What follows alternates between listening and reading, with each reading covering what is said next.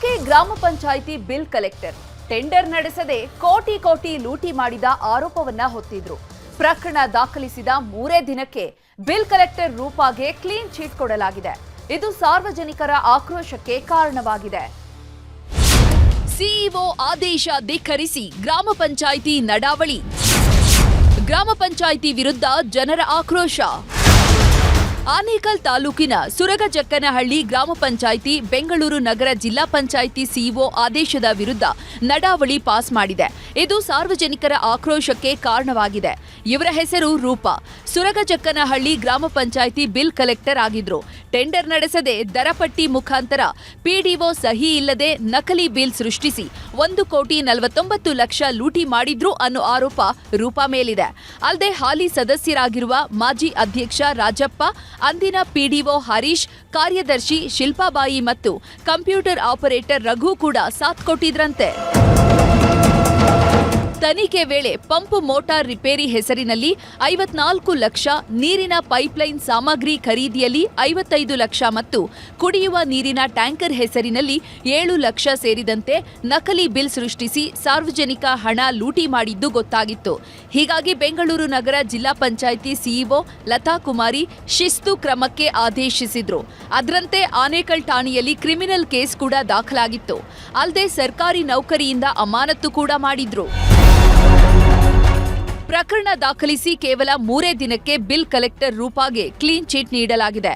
ತರಾತುರಿಯಲ್ಲಿ ಸಾಮಾನ್ಯ ಸಭೆ ನಡೆಸಿದ ಸುರಗಜಕ್ಕನಹಳ್ಳಿ ಗ್ರಾಮ ಪಂಚಾಯಿತಿ ರೂಪಾರನ್ನ ಮರಳಿ ಕೆಲಸಕ್ಕೆ ಸೇರ್ಪಡೆ ಮಾಡಿಕೊಳ್ಳಬೇಕು ಎಂದು ನಡಾವಳಿ ಪಾಸ್ ಮಾಡಿದ್ದಾರೆ. ಇದು ಸಾರ್ವಜನಿಕರ ಆಕ್ರೋಶಕ್ಕೆ ಕಾರಣವಾಗಿದೆ. ಇವರು ತರಾತುರಿಯಲ್ಲಿ ನೋಡಿ ಯಾವತ್ತೇ ಸಸ್ಪೆಂಡ್ ಆಗುತ್ತೆ.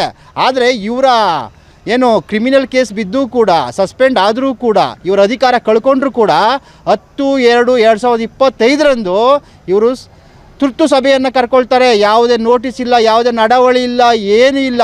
ಇಲ್ಲಿ ಒಬ್ಬ ಆರೋಪಿಯನ್ನು ರಕ್ಷಣೆ ಮಾಡ್ತಕ್ಕಂಥದ್ದು. ಆ ಬಿಲ್ ಕಲೆಕ್ಟರ್ ಮಹಿಳೆ ರೂಪಾ ಆರ್ ಏನಿದ್ದಾರೆ ಅವರ ರಕ್ಷಣೆ ಮಾಡ್ತಕ್ಕಂಥ ನಿಟ್ಟಿನಲ್ಲಿ ಯಾವುದೇ ಆರೋಪ ಇಲ್ಲ, ಯಾವುದೇ ಈ ಅಮ್ಮ ಆರೋಪದಲ್ಲಿ ಭಾಗಿಯಾಗಿಲ್ಲ ಅಂತ ಇವರೇ ಆರೋಪಿಗಳು. ಆಲಿಬಾಬಾ ಕಳ್ರಿ ಇವರು.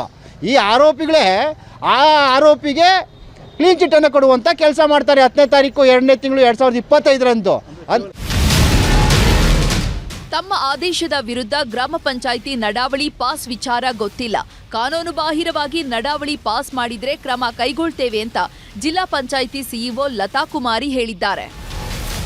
ಯಾವುದೇ ಅವ್ಯವಹಾರ ಆಗಿದೆ ಅಂತ ಹೇಳಿ ನಮ್ಮ ಪಂಚಾಯಿತಿ ವತಿಯಿಂದ ನಮಗೇನಾದರೂ ಕಂಡು ಬಂದಲ್ಲಿ ಕೂಡಲೇ ಕ್ರಮ ವಹಿಸಿದ್ದೇವೆ. ಸೊ ಈಗ ಉಳಿದ ಹಾಗೆ ಏನು ಅಲ್ಲಿ ಪಂಚಾಯಿತಿ ವತಿಯಿಂದ ಆಗಿದೆ ಅಂತ ನೀವೇನು ಹೇಳ್ತಾ ಇದ್ದೀರಿ, ಅದು ನಮ್ಮ ಮಾಹಿತಿ ಬಂದಿಲ್ಲ. ಅಂದರೆ ಯಾವುದೇ ನಿರ್ಧಾರ ಗ್ರಾಮ ಪಂಚಾಯಿತಿಯಿಂದ ಏನಾದರೂ ತೆಗೆದುಕೊಂಡಿದ್ರೆ ಅದು ನಮ್ಮ ಗಮನಕ್ಕೆ ಬಂದರೆ, ಅದು ಏನಾದರೂ ನಿಯಮಗಳಿಗೆ ವಿರುದ್ಧ ಆಗಿದ್ದರೆ ಖಂಡಿತ ನಾವು ಕ್ರಮ ತೆಗೆದುಕೊಳ್ತೇವೆ.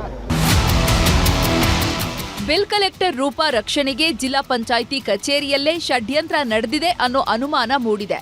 ಗ್ರಾಮ ಪಂಚಾಯಿತಿ ನಡಾವಳಿ ಆಧರಿಸಿ ತಮ್ಮದೇ ಆದೇಶದ ವಿರುದ್ಧ ಪುನರ್ ಪರಿಶೀಲನೆಗೆ ಸಿಇಒ ಪರವಾಗಿ ಆನೇಕಲ್ ತಾಲೂಕು ಪಂಚಾಯಿತಿ ಕಾರ್ಯನಿರ್ವಾಹಕ ಅಧಿಕಾರಿ ಪತ್ರ ಬರೆದಿದ್ದು ಅನುಮಾನಕ್ಕೆ ಎಡೆ ಮಾಡಿಕೊಟ್ಟಿದೆ.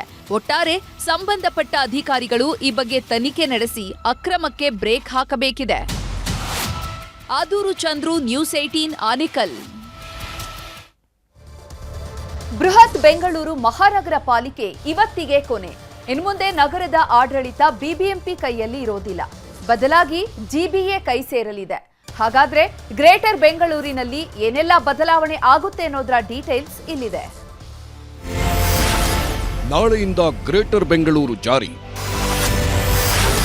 3 ಪಾಲಿಕೆ, 125 ward, full change.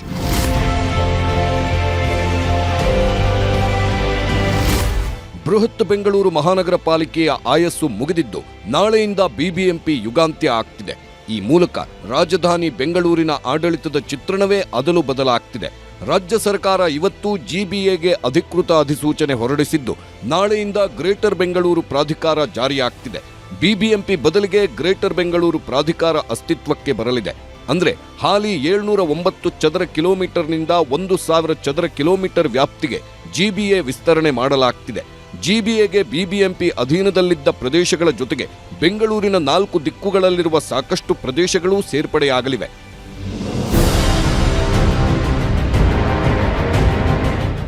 Greater Bengaluru ಪ್ರಾಧಿಕಾರದ ಅಡಿ 3 ಅಥವಾ 5 ಪಾಲಿಕೆ ರಚನೆ ಮಾಡಿಕೊಳ್ಳಲು ಅವಕಾಶಗಳಿವೆ. ಬೆಂಗಳೂರಿನ ಪ್ರಾದೇಶಿಕತೆ, ಭೌಗೋಳಿಕತೆಯ ವ್ಯಾಪ್ತಿ, ವಿಸ್ತೀರ್ಣ ಕೂಡ ಏರಿಕೆಯಾಗ್ತಿದೆ.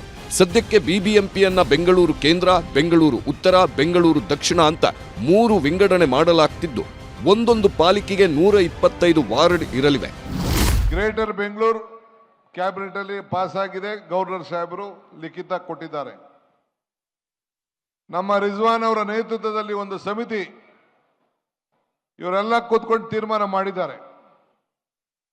ಬೆಂಗಳೂರಿಗೆ ಹೊಸ ರೂಪ ಬರ್ತಾ ಇದೆ. ಸದ್ಯದಲ್ಲೇ ಇನ್ನು 2-3 ದಿನದಲ್ಲಿ ಚಾಲನೆ ಆಗ್ತದೆ. ಅದಾದ ದಿನ ತಕ್ಷಣ ಇಡೀ ಬೆಂಗಳೂರನ್ನ ಕಸವನ್ನ ಕ್ಲೀನ್ ಮಾಡೋಂಥ ಕೆಲಸ ಒಂದು ಅನೌನ್ಸ್ಮೆಂಟ್ ಮಾಡ್ತೀನಿ. ಗ್ರೇಟರ್ ಬೆಂಗಳೂರಿನಲ್ಲಿ ಏನೆಲ್ಲ ಬದಲಾವಣೆ ಆಗಲಿದೆ ಅನ್ನೋದನ್ನ ನೋಡೋದಾದ್ರೆ, ಗ್ರೇಟರ್ ಬೆಂಗಳೂರು ಪ್ರಾಧಿಕಾರಕ್ಕೆ ಮುಖ್ಯಮಂತ್ರಿಗಳೇ ಅಧ್ಯಕ್ಷರು, ಬೆಂಗಳೂರು ಅಭಿವೃದ್ಧಿ ಸಚಿವರೇ ಉಪಾಧ್ಯಕ್ಷರಾಗಿರ್ತಾರೆ.